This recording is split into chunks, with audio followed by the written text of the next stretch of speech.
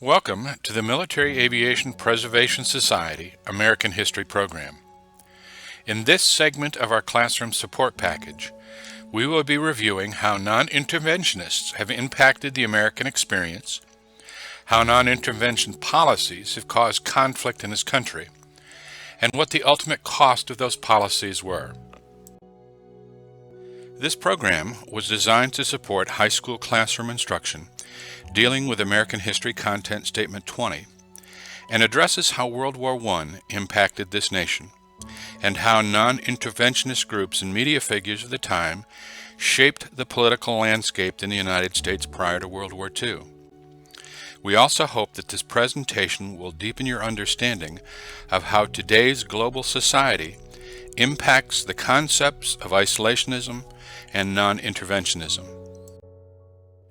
One of the first items that needs to be addressed in the discussion of this subject is the difference between the terms non-intervention or non-interventionism and isolationism. Those terms have too often been used interchangeably, which leads many to confusion and conflict. Isolationism dictates that a country should have no relations with the rest of the world. In its purest form, this would mean that ambassadors would not be shared with other nations. Communications with foreign governments would be minimal, and that commercial relations and international trade would be non-existent. Non-intervention or non-interventionism, on the other hand, is a foreign policy that holds that nations should avoid alliances with other nations, but still retain diplomatic relations. A central theme is to avoid all wars not related to direct self-defense. A non-interventionist believes that the United States should not intercede in conflicts between other nations or conflicts within nations. A non-interventionist does, however, support commercial relations, free trade, travel, cultural exchange, and supports the exchange of ambassadors with all willing nations.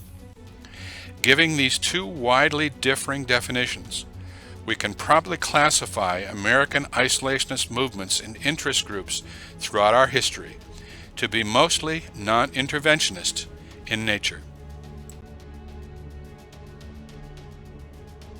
Non-interventionism has, throughout the history of this country, and even up to the current day, been a highly emotional concept with good arguments to support the position of both sides. Even today, there are probably widely differing positions on current American involvement in foreign nations. While that is an important area for discussion, we will try to focus this presentation on America's non-interventionist policies, how they might have been perceived by other nations, and how that perception may have led us into war in 1941. There has always been a strong non-interventionist streak in American political life. It was one of the most powerful political movements in American history. Americans, separated by two great oceans, have, since the Revolution, seen ourselves as different and apart from the rest of the world. The American colonies were populated by many people who had fled from Europe, where they were often subject to religious persecution, economic privation, and war. Their new homeland was looked upon as a place to make things better than the old ways. A number of American presidents also supported early non-intervention policies. George Washington, in his farewell address, focused on non-intervention when he said, "The great rule of conduct for us, in regard to foreign nations, is in extending our commercial relations to have with them as little political connection as possible." America's third president, Thomas Jefferson, stated in his inaugural address, "Peace, commerce, and honest friendships with all nations, entangling alliances with none." President James Monroe made the following comment in what would be later termed the Monroe Doctrine when he said, "In the wars of the European powers, in matters relating to themselves, we have never taken part, nor does it comport with our policy to do so.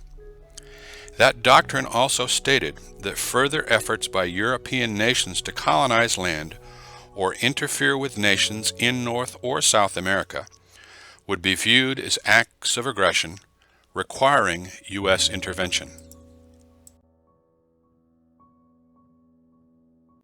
As our founding fathers indicated, American non-interventionism did not mean disengagement from the world stage. Americans were not averse to the idea that the United States should be a world player and even further its territorial, ideological, and economic interests, particularly in the Western Hemisphere, a philosophy that came to be known as manifest destiny. This was the widely held belief early in the history of the United States that American settlers were destined to expand throughout the continent. This belief brought the colonists and later many Western moving settlers often into violent conflict with North America's original occupants, who did not agree with this invasion of the homelands of their ancestors. Non-interventionism on the part of the United States over the course of its history was more of a desire to protect the United States' political and economic interest than a desire to keep out the rest of the world. The United States policy of non-intervention was maintained throughout most of the 19th century. The first significant foreign intervention by the United States was the Spanish-American War, which occurred in 1898. Trouble started when the U.S. intervened in the Cuban War of Independence from Spain and heated up with the sinking of the American battleship Maine. One of the outcomes of this little-studied war was the United States occupation of the Philippines. America's participation in World War I against the Central Powers marked its first major departure from non-intervention policy. World War I proved to be a vast killing field, destroying a generation of men. The idea of American isolationism became popular after World War I. The war had left many Americans with a feeling of distrust of Europe and wondering whether the deaths and sacrifices of World War I had been worthwhile. It also convinced many Americans that America must not get involved in any future European wars. Isolationism was further fueled by the suspicion that massive amounts of money made by the munitions industry and arms manufacturers played a major role in the U.S. involvement in the Great War. When the First World War ended, the United States was quick to leave behind its European commitment. Immediately following the First World War, Congress rejected U.S. membership in the League of Nations. Some members of Congress opposed membership in the League out of concern that it would draw the United States into European conflicts, citing a clause in the League's charter requiring member nations to come to the aid of other members in need. The United States had, however, emerged from World War I as a world military, political, and industrial leader. Despite the fact that the United States had failed to become a member of the League of Nations, it continued to engage in international negotiations and treaties. America was now too powerful to be able to effectively avoid political involvement in international affairs, and also found itself economically reliant on other countries. It had become vital for the American economy for Europeans to buy American exports. In effect, we wanted the foreign markets without any ties to those foreign governments. The American foreign policy of isolationism in the 1920s was a diplomatic and economic doctrine aimed at self-advancement to make the United States economically self-reliant while still retaining peaceful relations with other nations. It attempted to isolate the United States from the diplomatic affairs of other countries by avoiding foreign entanglements and not entering into alliances with other countries. Additionally, tariffs were imposed on foreign goods to shield U.S. manufacturers from overseas competition. This concept, commonly known as protectionism, is the economic policy of restricting imports from other countries through methods such as tariffs on imported goods, import quotas, and a variety of other government regulations. The 1922 Ford-Niebuhr Act was passed introducing the highest tariffs in American history. However, these measures backfired. In response to these tariffs, European countries imposed a similar tax on American goods, making them too expensive to buy in Europe. This significantly restricted trade and may have contributed to the Great Depression of the 1930s. President Roosevelt reversed a number of these tariffs in 1934, realizing that they were doing more harm than good. During the 1920s and 30s, the combination of the Great Depression, the need for increased attention to domestic problems, and memory of tragic losses in World War I contributed to focusing American public opinion toward non-intervention. These factors serve to support the idea that the United States should isolate itself from troubling events in Europe. Americans believed that radical political movements and ideologies such as socialism, communism, and anarchism were European in origin and threatened political stability in the United States. Although the United States took measures to avoid political and military conflicts across the ocean, it continued to expand economically and protect its interests, particularly in Latin America.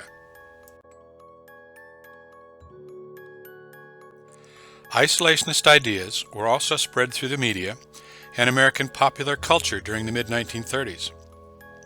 The 1934 publication of the book, Merchants of Death, followed by War is a Racket, increased public suspicion of wartime profiteering.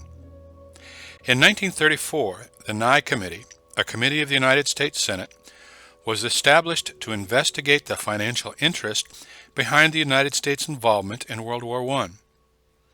The committee report detailed the massive profits made by arms manufacturers and commented on the influence that munitions industry held on American foreign policy leading up to and during the war. Disillusionment over World War I fed opposition to foreign entanglements and support for the policy of American isolationism. An opinion poll taken in 1935 found that 70% of Americans believed that the intervention in World War I had been a mistake. American isolationism was also gaining support from the younger generation. Another 1935 public opinion poll indicated that 39% of college students would refuse to participate in any war, even if the country was invaded. Near the mid-20th century, events were occurring overseas that would challenge and then end America's non-intervention policy. The advent of German and Japanese expansionism would threaten and later nearly end the isolation enjoyed by the United States. The aggressive and expansionist policies of Italy, Germany, and Japan sent out strong warning signals that the world might be headed for yet another major international war. Still, the majority of Americans at that time favored isolationism, fearing America would be dragged into another war.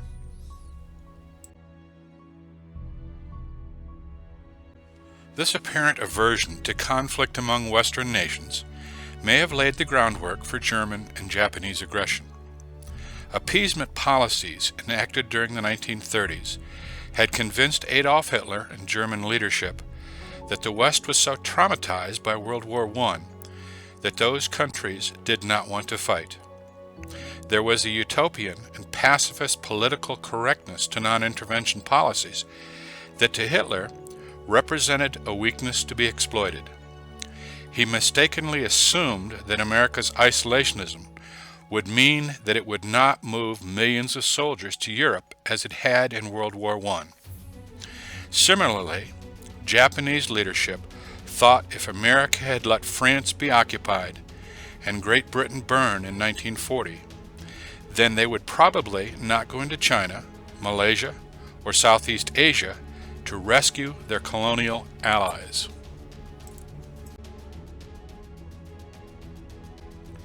During this turbulent period of the 1930s, President Roosevelt was battling the financial crisis and introducing the New Deal programs to address the devastating effects of the Great Depression to bring about economic recovery. The Depression lingered until orders for war materials from Europe began to flood into America in the late 1930s. Although we did not emphasize it in our studies, the rest of the world was also affected by the Depression. Britain and France particularly also struggled with the economic downturn. The response in Germany and Japan, however, was totalitarianism, militarism, and finally, war.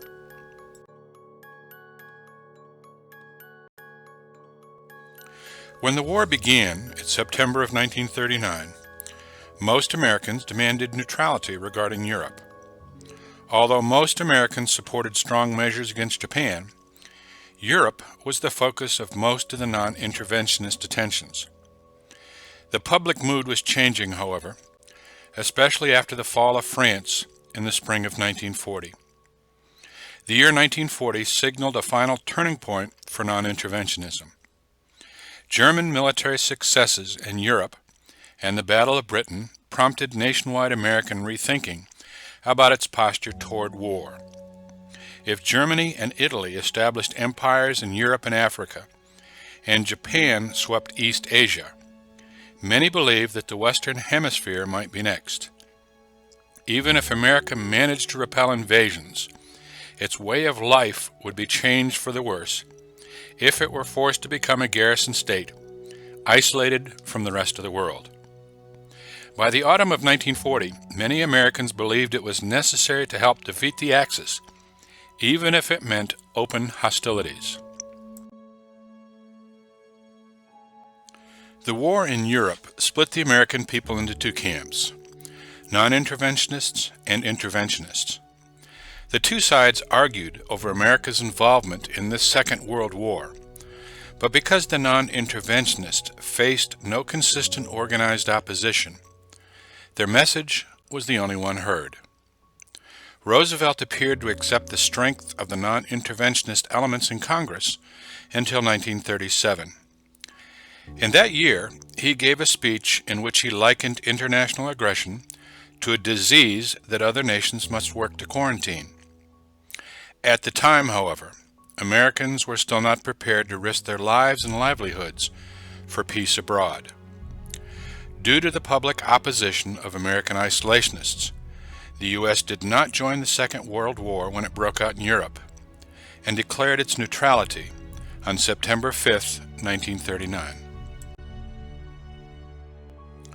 Strong anti-war and non-interventionist sentiments were expressed by the America First Committee, a group who favored isolationism and staunchly opposed U.S. intervention or providing aid to the Allies. Founded in September of 1940, America First was the foremost non-interventionist pressure group against the American entry into World War II. Peaking at 800,000 paid members in 450 chapters, it was one of the largest anti-war organizations in American history. It gained much of its early strength by merging with the more left-wing Keep America Out of War Committee. It tried to influence public opinion through publications and speeches. America First disagreed with another powerful group, the Committee to Defend America by Aiding the Allies. Both groups wanted to build American defenses and keep America out of the war, but the Committee to Defend America argued that the best way to remain neutral was to aid Britain. America First thought it more important to stay out of the war than to assure a British victory. As with any group that wishes to get public and political support for their viewpoints, they needed a prominent public figure, someone with face recognition, to serve as their spokesman. This is still true today in the advertising business. If you want to sell a product, you find someone that the public recognizes and admires. In late 1940, national hero and aviator Charles Lindbergh became spokesman of the anti-war America First Committee. Speaking to overflow crowds in Madison Square Garden in New York City and Soldier Field in Chicago, his speeches were heard by millions. Lindbergh argued that America did not have any business getting involved in foreign conflict, particularly as it involved Europe, and believed in upholding the Monroe Doctrine, which his rivals felt was outdated.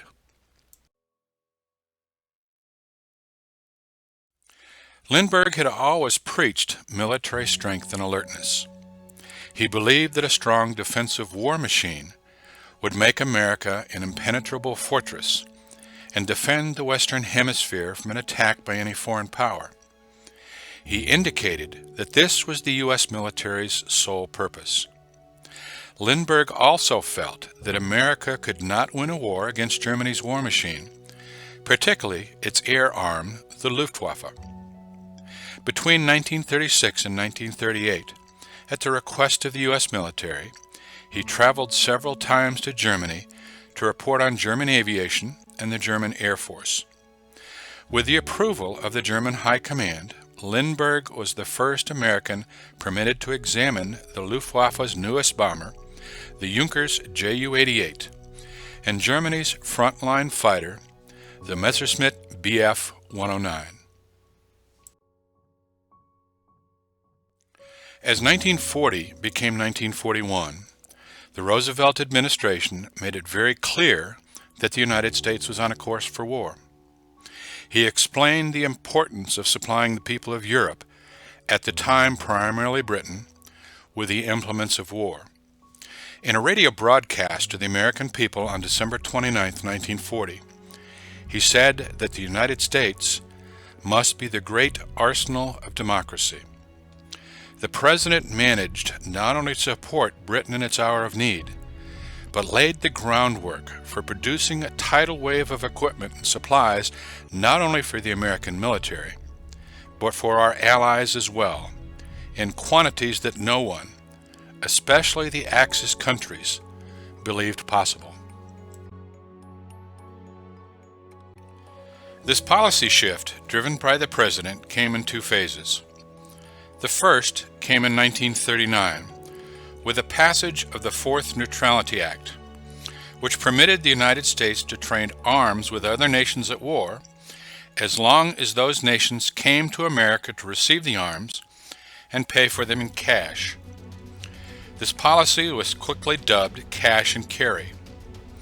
The second phase was the Lend-Lease Act of early 1941. This act allowed the President to lend, lease, sell, or barter arms, ammunition, food, or any defense article, or any defense information to the government of any country whose defense the President deemed vital to the defense of the United States. Lend-Lease was designed to serve America's interest in defeating Nazi Germany without entering the war until the American military and public were prepared to fight. At a time when the majority of Americans opposed direct participation in the war, Lend-Lease represented a vital U.S. contribution to the fight against Nazi Germany.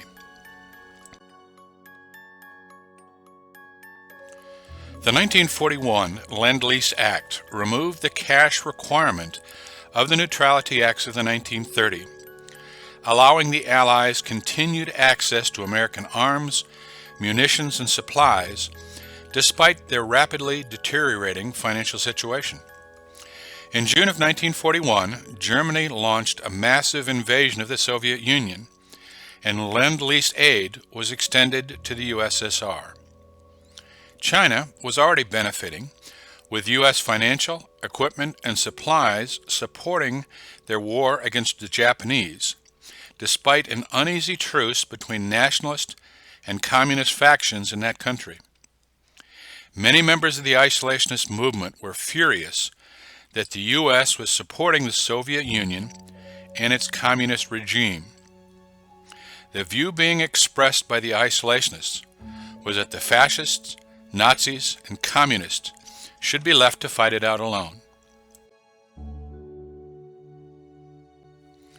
On January 23, 1941, during his testimony in opposition to the Lend-Lease Bill before the House Committee on Foreign Affairs, Charles Lindbergh proposed that the United States negotiate a neutrality pact with Germany.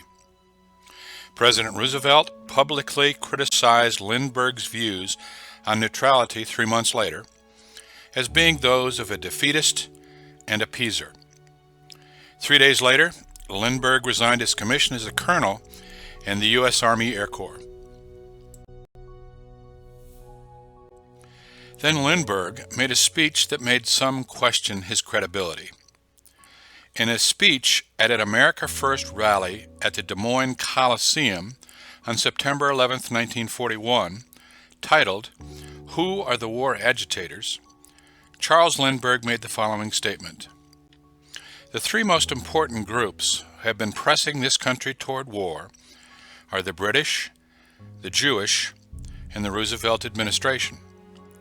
In discussing the Jewish influence in the United States in his speech, he stated that their greatest danger to this country lies in their large ownership and influence in our motion pictures, our press, our radio, and our government.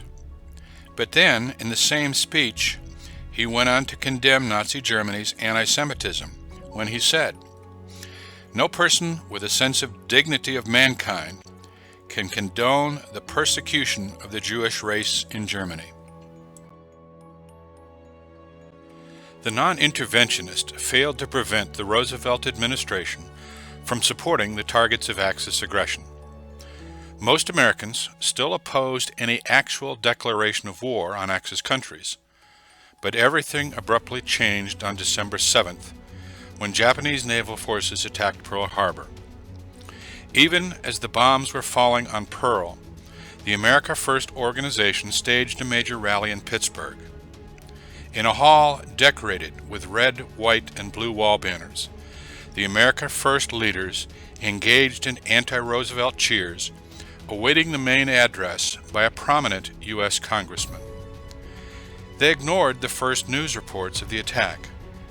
The speaker delivered an anti-Roosevelt tirade, charging that the president was leading us into war, and included the standard non-interventionist line that U.S. industry, especially the munitions factories, were behind the war. Few of the members present knew, as they filed out of the auditorium, that their movement that had been so powerful and influential had literally evaporated as soon as the American public learned about the Japanese attack.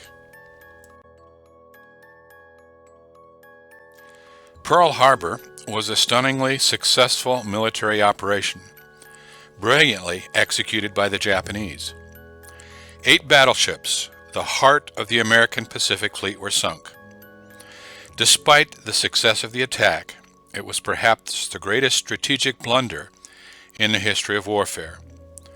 A diverse and quarreling nation, strongly pacifistic, was instantly changed into a single united people with a burning desire to wage war.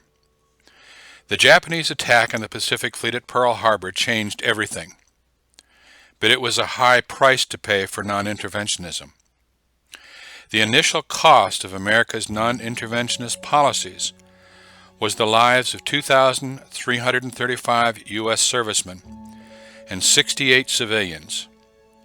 The isolationism that President Roosevelt had struggled against for over 7 years instantly disappeared. In today's world, intervention in the affairs of other nations, even on a humanitarian basis, continues to be a topic that causes heated arguments. With modern communications, transportation, and an increased reliance on international trade, isolationism may be a concept in name only, and one that may be impractical in our world. Americans learned a painful lesson on 9/11, that we are all part of one interconnected world. The two-ocean barrier that we have for so long hid behind is no longer the protection that we once counted upon. The definition of what and who defines what is deemed vital to the defense of the United States continues to be a point of contention at the highest levels of government. Because of the global economy, political decisions must be balanced against economic considerations, which will make those decisions even harder. Isolationism as a political strategy may be impractical in today's global economy. No industrialized nation can successfully sustain itself on the resources that it alone controls, nor can it support a modern industrialized economy without participation in international commerce. 1/4 of all jobs in this country are dependent upon sales to other countries. Another quarter is dependent upon either imported raw materials or parts imported from others. Still another sizable portion is dependent upon international travel. Non-interventionism, on the other hand, recognizes that the United States is interdependent upon the global economy. It does not, however, provide guidance on when one nation should intervene in conflict within or between other nations, even on a humanitarian basis. Nevertheless, American experiences throughout our history, up to including today, continue to add support to the arguments of non-interventionists. The argument that the U.S. interests in other nations do not justify the cost, both in terms of dollars and lives, is still highly emotional, and one that will not likely end soon.